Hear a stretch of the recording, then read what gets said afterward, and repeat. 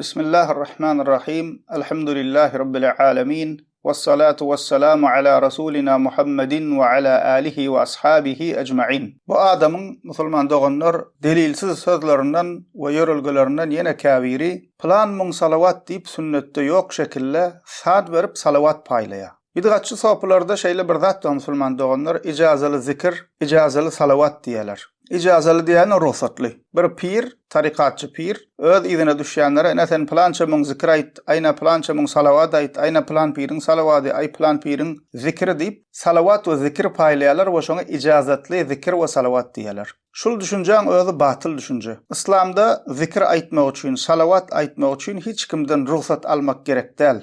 Allah Teala zikredin diýenden soň Peygamberimiz sallallahu aleyhi ve sellem zikretmek öwredenden soň her kim başarandan bilenden her näçe köp zikretse Allah Teala'ny her näçe Peygamberimiz sallallahu aleyhi ve sellem köp salavat aýtsa şonça gowudur. Bu Celal Karam sözlerinin arasında icazatly salavat has bereketli bolýar diýe. Ýani şol bidgatçy sohpularyň düşünjesinde İslamda icazatly salavat diýip zat ýok. Nerden çykarýan bunu? Salavat aýtmak üçin piriň ruhsaty gerekmi? Bu bidgatçylaryň gowurýan zatlary özüne şeýdip wezipe biçinipdirler. Bilmeýän jahil adamlara aýna gelmen saňa salavat bereýin, gelmen saňa zikir bereýin, aý plança muňa aýda, plança muň ýüzgedek aýda diýip sünnetde ýok şekilde san berip ile zikir we salavat paýlaýarlar. Bu da diýär güne 313 salavat aýtmaly. 313 salavat okusaň kamil bolýarmyş.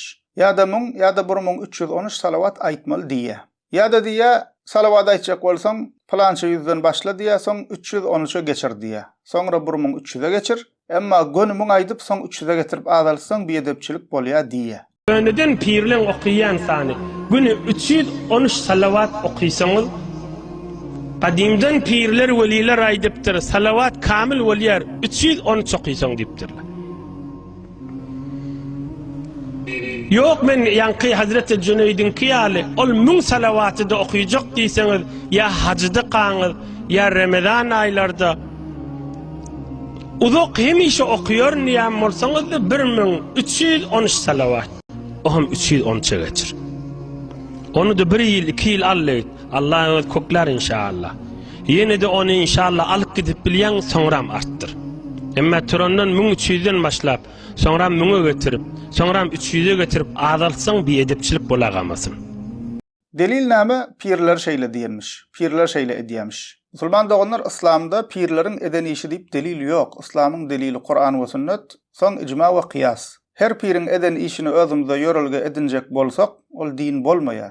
Din Peygamberimiziň öwredeni, Allah Taalaň buyrany. Şeýdip ýuwaş-ýuwaşdan ay ol pir plança muň salavat goýupdyr, bul plança muň zikir goýupdyr diýip şeýdip ýuwaşdan musulman doganlar din ýoýulýar. Eger şeriat bir zikre ýa-da salavata san we çäk goýmadyk bolsa, hiç kimiň özüçe san we çäk goýup ile öwretmegi dogry däl we haky ýokdur musulman doganlar. Çünki bu dine bir zat goşmak bolýar. Sen öz başyna näçe diýsen di, munna gurrun ýok. Emma çykyp Kur'an we sünnetten delilsiz güne 313 salavat, aýsydan muňa aýdyn plan bir şey diýipdir diýip özüňçe bir san goýup dine täze ýörelge san goşmagy hakyň ýok. Zikirlere täze san goşmagy hakyň ýok. Çünki sen beýletseň salavat we zikire özüňçe çäk goýdyň bolýar. Näme üçin 313, näme üçin 1000, näme üçin 413 däl ýa-da 613 däl, näme esaslanyp bu sanlary goýýan? Misal üçin musulman doganlar namazdan soň 33 gerekden biz zikirleri, tesbih, tekbir aýdýas. 33'ten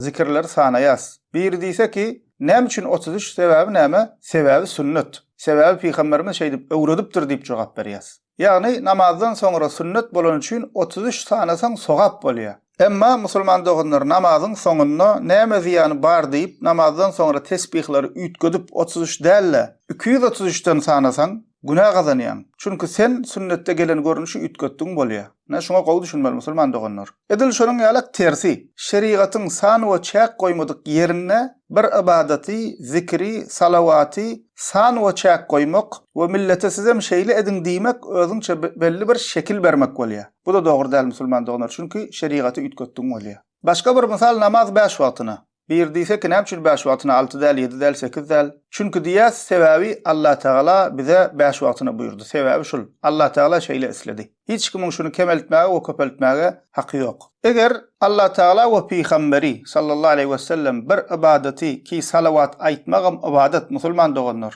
bir san bilen çäklendirmedik bolsa hiç kimin bir zikri salawaty san goýup çäklendirmäge haky ýok musulman doganlar. Diýjek bolsaň başaranyňyzda näçe köp salawat aýtsaň aýtdy, şonça gowdy. Emma ýok, muň aýt 1313 aýt aý köpeldip soň adalsaň biýedepçilik bolýar, dinde buň aldat ýok. Esas zat seniň näçe gedek aýdýanyň del, ihlas bilen Allah üçin aýtmaly salawaty. Näçeligi del, nähilekligi möhüm. Sen milyon gedek aýdýanda näme? Maksadyňdan şo san tamamlaýyn, dineýin ýen kelle bilen düşünje bilen edýän bolsaň muň sogawy ýok musulman doganlar. Şonuň üçin gaýtalap aýdýan diýilmeli zat şul. Başaranyňyzdan näçe köp salawat aýtsaň aýt, näçe köp aýtsaň şonça gowy diýmeli. Ýa-da eger hadisde Peýgamberimiz belli bir san aýdan bolsa, ünsüriň eger Peýgamberimiz san goýun bolsa, Peýgamberimiz plan hadisde şey diýdi, şunça aýtmaly diýip hadisde gelen şeklini aýtmaly. Çünki Peýgamber sallallahu aleyhi ve sellem bize bir san goýup aýdan bolsa zikri ýa-da salawaty,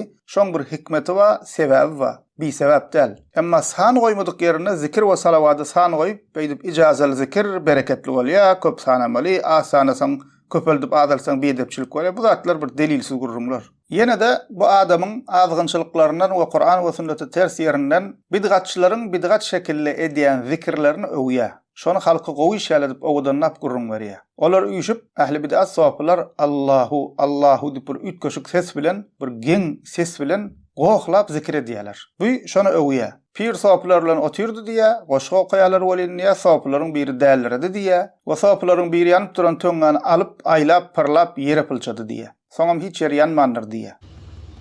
Ama goşga okýdylar diýä, ýa-da sowaplaryň biri dällerdi diýä. Orta var, uluk kon, yanıp durun, ağası tutup, uzoklar, ayla.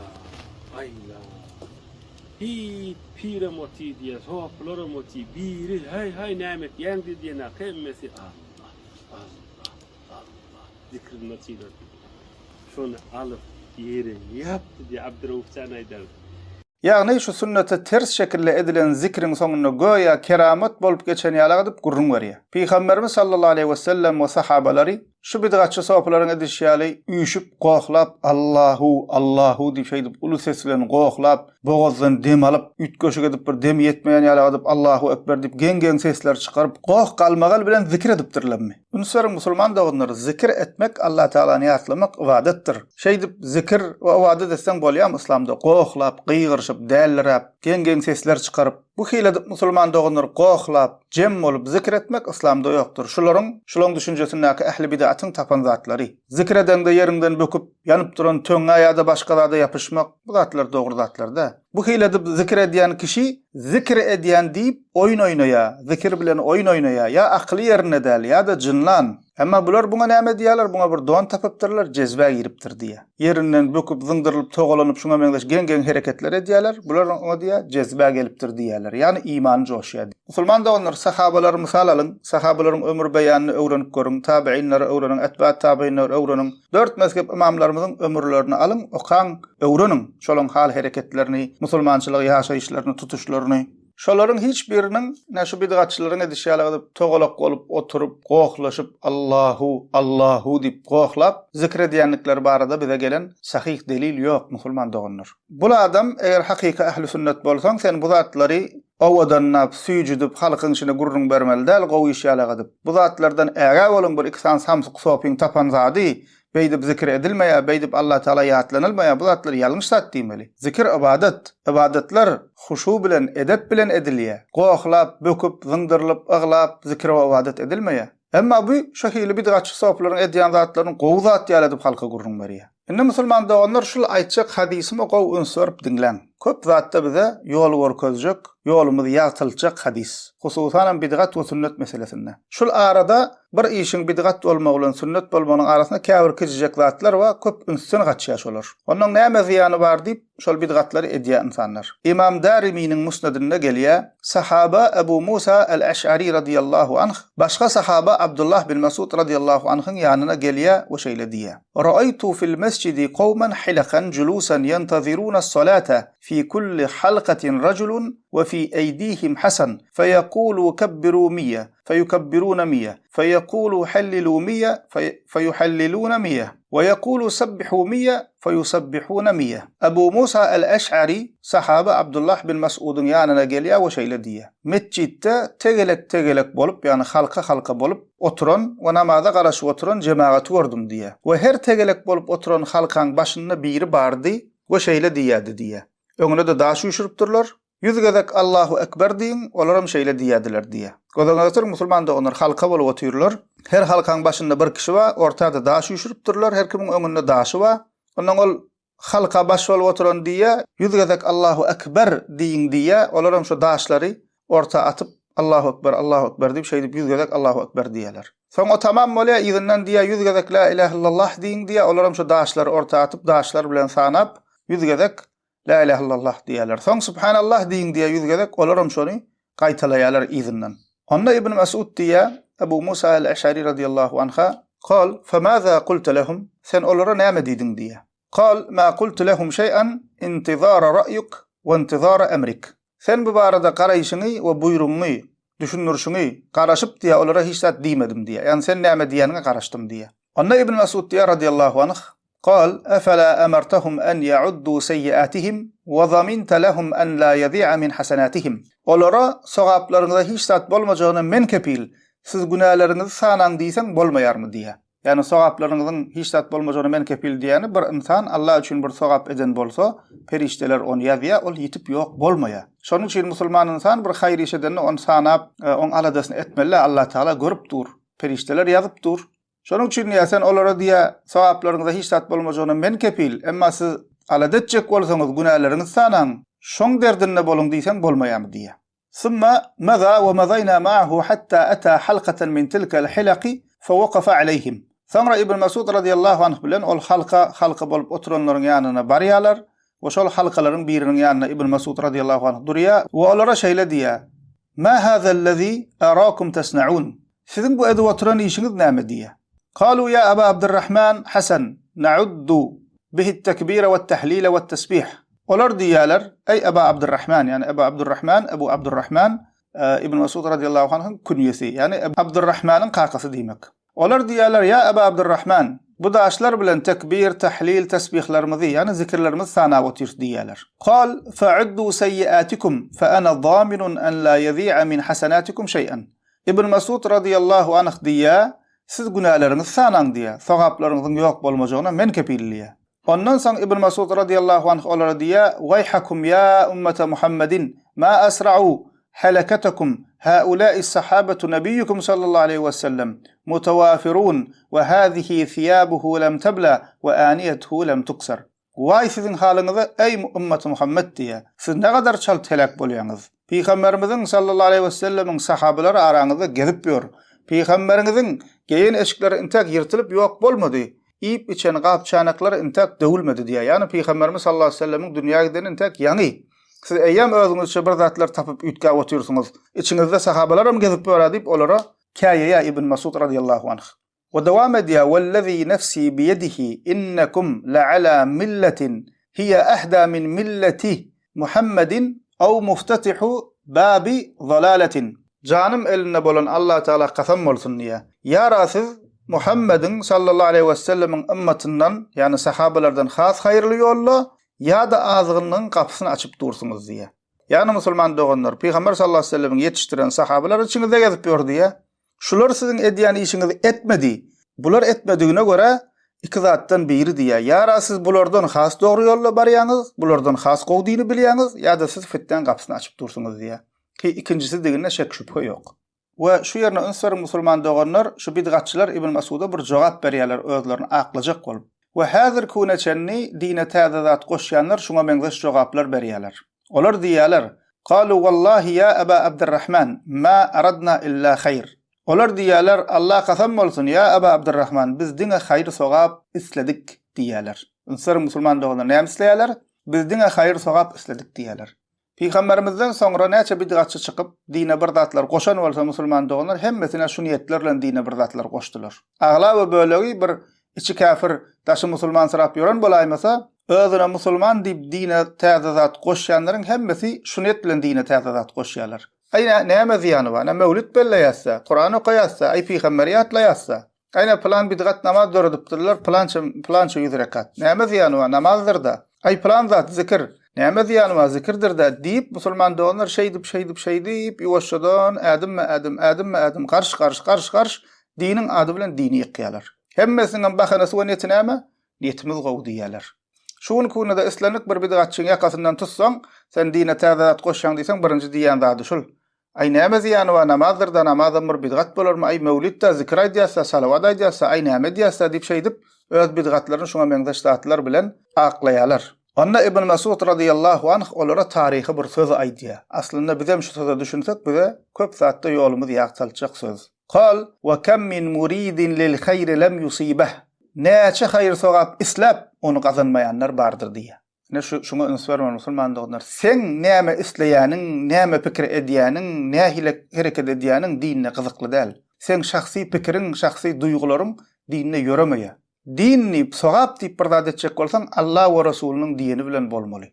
Peýgamberimiz we sahabalar bir zat gowy diýen bolsa gowy, erwet diýen bolsa erwet. Eger Peýgamberimiz sallallahu aleyhi ve sellem bize bir zat dinni, sünnet diýip öwretmedik bolsa, şu dünýädäki ähli insanlar 7 milyar, 8 milyar hemmesi üýüşüp gowuşul, peýdaly şol hayır tapýasy diýse-de, eger delilsiz bolsa Kur'an we sünnetden, ummatyň ijmasyndan dine şeýdip bir zatlar goşýan bolsa, gowy zat peýdalyp oňa bidgat diýilýär musulman doganlar. Şonuň üçin gowy we sogaply diýmek üçin Kur'an we sünnetden, ummatyň ijmasyndan, sahabalardan, 4 mezhep imamlarymyzdan delil bilen hereket etmeli. Öz ýanyndan niýetim gowy da näme diýýany we aýmen gowy berdim diýip hereket etmek bolmaýar. Eger bir insanyň niýeti her näçe gowy hem bolsa, eger edýän işi Kur'an we sünnete şeriata laýyk bolmasa, ene ýanky Ibn Mas'ud radiyallahu anhyň diýeni bolýar. Näçe hayır sogap islap onu gazanmaýanlar bardyr diýär. Bu adamyň musulman doganlar ýene Kur'an we sünnete ters sözlerinden biri Bismillahirrahmanirrahim diýär. 7 gezekden köp aýtsan kelle agram düşýärmiş diýär. Bunu dine fakat 7 gaýtar aýtdy. Näçe gaýtar? Ondan köp aýtmasyn.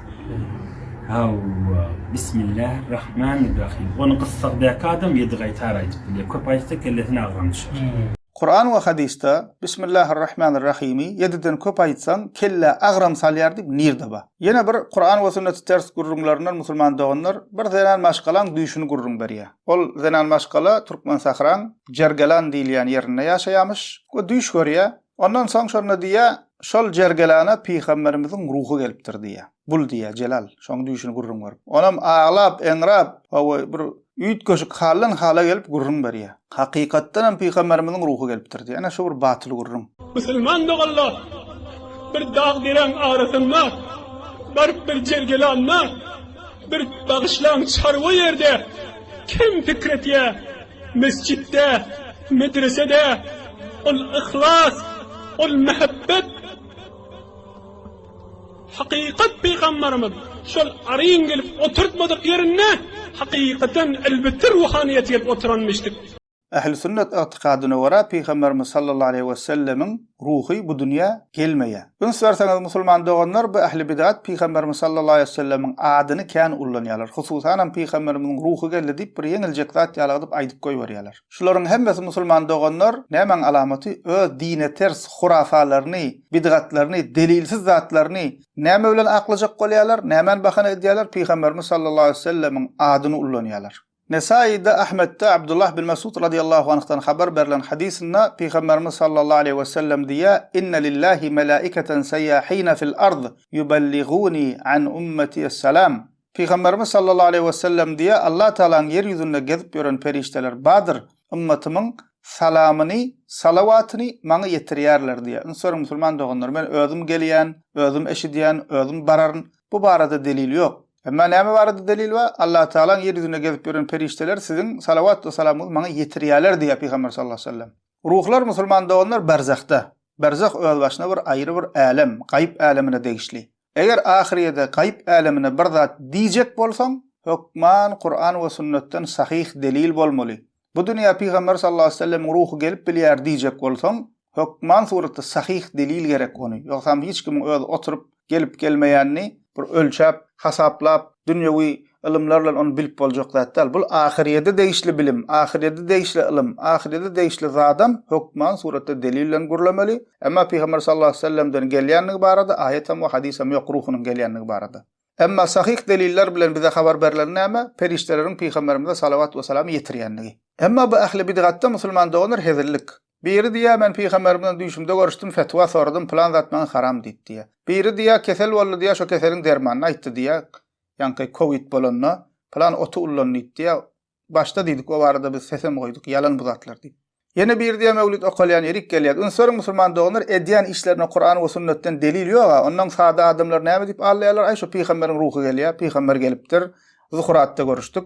Ünsör musulman doganlar sahabalaryň Allah taala oradan razy bolsun başyndan peýgamberimizden soň nähile kyn günler geçdi. Sahabalaryň başyndan nähile kyn günler geçdi. Açlyk boldy, söwüşler boldy, her hilekde siyasi düşünşmezlikler boldy. Şolaryň hiç biri gelin onunla Peygamberimizden zuhuratda görüşelim, Peygamberimizin ruhunu çağıralım, ya da Peygamberimizden görüştüm ruhuna şeyle deydi, şu maslahatı berdi deyip hiçbirinden sahih rivayetler yok. Gelse Peygamber sallallahu aleyhi ve sellem şolun yanına gelerdi de, kafirlerle urşayadılar, musulmanların kanı dökülüyadi, açlık goluyadi, kırgınçılık goluyadi, näme etmeliligini maslahat vermek için gelse şolara gelerdi Peygamber sallallahu aleyhi ve sellem. Ama şu doğru akidany bilmeýänlikler için musulman doganlarymyz näme şolun özüni alladyp ýörler. Yine bir ters gurrunlardan musulman doganlar dine şol adamyň awliyalar barada bir goşgaý diýär, kim şonu öýüne ýazyp goýsa diýär, meniň şoňa diýär, haýyr dogam diýär, Hudaý şoňa cennet bersin diýär. Her kim şunu bir yerde, öýünni bir yerde ýazyp goýsa men haýyr dogam, Hudaý şoňa cennet bersin. Awliya şemşir hakkan derfelek awihte. Her ki ba an derse tizet, khune khudra rihte. Bir diýmek mümkin, ay munda näme bar? Pula goşga koya, awliyalar barada şonu öýüňde ýazyp goýsaň men şoňa cennet dilejek diýär. Bir wada sada bir ütköşük zat däl ýalak, emma ünsür musulman doganlar. Bu hili sözler bilen insanlary ýalňyş düşünje eltýär. Dini bilmeýän adamlar ondan näme diýip başlaýar? Plan pirjan, plan karjanyň aýdyn goşgusy diýär. Şunu öýde ýazyp goýsaň cennet dilejek diýip inanyp öýüne ýazyp goýýar. Cennet ardanjak zatmy Celal Karyň ýazyp beren diýen goşgusyny öýde ýazmak bilen cennete girip bolýarmy? Cenneti kazanmak için musulman doganlar amal etmeli. Ol planyň aýdyn goşgusyny öýde ýazyp goýanyň bilen o da maňa cennete girsin diýip dilek edýärmiş diýip bu hili düşünje islamda dogry däl. Ünsür musulman doganlar öýde bir zat ýazyp goýanyň bilen cennete girip bolýan bolsa, aglaby bölek musulmanyň öýüne Kur'an-ı Kerim dur. Kur'an-ı Kerimden ol kitap ýok, çünki Allah Taala'nın kelamydyr. Emma İslamiyetde kim öýüne Kur'any goýsa cennete girýär diýip inanç ýok. İslam insanlary, musulmanlary amal etmeklige, amalyny düzeltmeklige, halal ýaşamaklyga çagyrýar. Bir bada ilki eşdeňde bir ünsüt bermeýän kijek zat ýalak, emma dini bilmeýän insanlar şol gepler ýalňyş düşünje eltýär. Yine bir geň hereketlerinden musulman doganlar bir ýerde bir çagajagy ýanyna eltipdirler. Oku diýip eltilen bolmaly. Allah Allah diýip ýüzüni üýtgödüp, gözüni yumup, başyna bir zat geçirýän ýalak bolup bir üýt göşük sırap, şoňa Allah Allah diýip üfleýär. Allah, Allah, Allah, Allah. İslamda musulman doganlar rukye ba. Rukye diýmek näme? Kur'an we sünnetde geçen ayet we hadislerde geçen dogadlyklar bilen okap şüflemeklik bar. Onun için musulman doganlar Kur'an'dan ayetler we sünnetde gelen dilekler okalýar. Soňra dilek edilýär. Öz edebi bilen. Emma buňa düşýälakka kameraň öňüne geçip özüňe zor salyp gözüňi yum Allah Allah diýip giň ses çykaryp jemaatyň öňüne şekillen şekile girýär. Bu näme hokkusy? İllen ütköşük görünjek bolýar. Munyň bilmeýän adam diýip bäh bu demi işlekenä ütköşük adam ekene diýip İslamda beýdi burukky okulanyga. On din ilimini okayan her doganymyz, her ahun, her mollan bilýän zady. Şeý diýip özüňe zor salyp gözüňi yumrup bir giň hala girip şeý burukky edilýärmi? Bu da musulman doganlar bir geň hereketlerinden biri. Ya bolmasa ýanyna biri barypdyr. Biz tarapdan, Türkmenistan tarapdan bolmaly. Gorýada duýgulanýa-da benne aglaýa. Belki köp kişi gözünde beter ulaldy-da. Aglaýa, bu da şol wagda onu gujoklap, derrew kybla öwürüp, gyýgyryp doga dilek edip başlap. Milletem bu widiýany aýna planjanyň keramaty diýip, keramat görkezi diýip paýlaşýarlar. Gynazak da dinini öwrenmeseň, akidany öwrenmeseň şeýdi mene keramat bolmaýan zady keramat diýip ýörmeli. Keramat musulman doganlar adatdan daşary ýagdaý bolsa keramat diýilýär. Ağlamak, gülmek, gynanmak bu zatlara keramat diýilmeýär. Ol adam ma hindikine göre ya da ağlap oturýar, özi duýgur insan bolýar, duýguçyl insan bolýar. Ol ağlamak, gülmek bu zatlara keramet diýilmeýär. Ikinji bilen bidgatçyň kerameti bolmaýar. Şuny düşünmegimiz gerek musulman doganlar. Bir insandan adatdan daşar bir ýagdaý görülende derrew keramet diýip izinden gusurdukläp aglap ýörmeli däl. Ähli sünnet ulamalarymyz näme diýär? Bir insan suwda ýörese, howada uçsa, akidasynyň, amalynyň Qur'an we sünnete laýyk mı ýa-da dälmi diýe, şoňa seretmen tasdiq etmersiz diýe. Biz üçin möhüm bolan akidasy we Qur'an we sünnete laýyk hereket edýärmi, etmeýärmi biz şoňa seretmeli musulman doganlar. Bir insanyň adatdan daşary bir hile hokka bilen ýa başga jady bilen bir zat görkezmekligi onuň dogry ýoldadygynyň alamaty däl. Deccalam gelende insanlar allamak üçin her hilekke geň zatlar etjek eken. Şonda köp insanlar deccalyň edýän geň hereketlerine keramet mykam mucizam kazyp izinden düşüp gitjek diýe. Şonuň üçin biz üçin Qur'an we sünnet. Onsoň ýa-da diýişmeleki bul keramet däl. Keramet bolmaýanda da keramet diýmegen bolmaýar musulman doganlar. Buňa da ünsüriň allanmaň.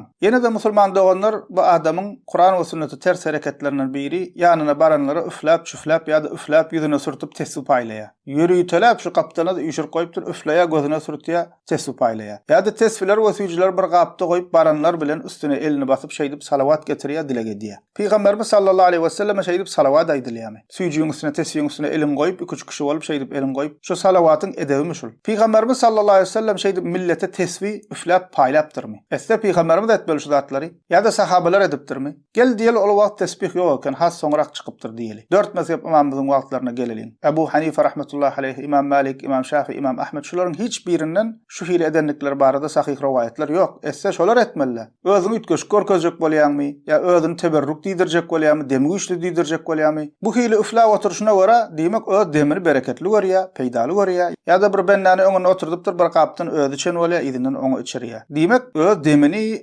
özüni şeýle bir teberrük derejeli adam görýär ki bu hereketler edýär. Bolmasa üflemezdi. Bilmeýän adamlar hem aýna karjanyň dem salan tesbisi, üflän süýjüsi diýip bir uly bir zada gowşanýarlar. Baranlaryň döşüni ýanagyny sypalamagy. Baranlaryň şo ýüzüni sypalap, döşüni sypalap, bu dogry hereketler däl musulman doganlar. Onam kamera oňa şeýle diýip goýýar. Onam kamera alır ya, geç bu tarafa diýip. Sen şo görkezýärmi, özüň reklam edýärmi, näme edýäň sen ahun mı, karym düşünmedik, näme hilek hereket bolýar bu? Utanç dälmi, aýyp dälmi? Düzüp goýup ýeke-ýeke üfläp çykyp, sypalap çykyp şeýdip döşünden ýanagyndan. Peygamberimiz sahabalary 4 mezhep imamlaryny şeýdip ýanyna baranlar setire goýup döşüni ýanagyny sypalapdyrmy? Onsoň musulman doganlar her halkyň bir öz örfü bardyr, adaty bardyr. Türkmeniň örfüne dogmullyk ba, gaýratlylyk ba, mertlik ba, kellän dik tutmak ba, Türkmeniň örfüne suwjuklyk ýok. Bu suwjuk, ýumşak hereketler, erkeň ýanagyny sypalamak, döşüni sypalamak bu bizim örf adatymyza ters. Musulman doganlar bu adamyň kameran we halkyň öňüne geçip, hallan hala, şekillen şekile girip, pir sırap özüne gol berdirip, baranlar sypalap, üfläp, çüfläp bolup durşy, zenanlaryň ýanyna barmagy, zenanlar arasyna mata goýup olara gol berdirmegi, alyp barýan ýolunyň dogry dälliginiň we insanlar öz şahsiýetini çagyrýanlygynyň alamatydyr. Hakyky awliýa takwa adamlar özüni reklamy etmeýär. Hatta beter daşına adamlar uyuşup onu götürüp verseler, o verseler, haqiqi awliya adamlar halamaya, takwa adamlar o zatlar halamaya. Haqiqi awliya takwa musulman insanları öz şahsiyetini çağırmaya, Kur'an ve sünnete çağırıya. Şoňa boyun bolun diye, özünü götürtmaya. Dini musulman doganlar Kur'an ve sünnet esasına, selef-i salihinin yolu esasına, ahl-i sünnet akidesi esasına öwrediyen dürs ahun molladan bu hili hareketler görmersiniz. Bir kişi musulman doganlar haqi batılı bulaştırıp başlasa, şu hili dine ters hareketler edip başlaya, hokkular edip başlaya. Allah Teala bulara doğru olmak ve düzelmek nasip etsin. Hemmemize Allah Teala hak yollu sebat versin. Allah Teala ümmeti Muhammedi sallallahu aleyhi ve sellemin ümmetini azlaşmaktan ve azlaşanlardan korasın. Elhamdülillahi Rabbil alemin.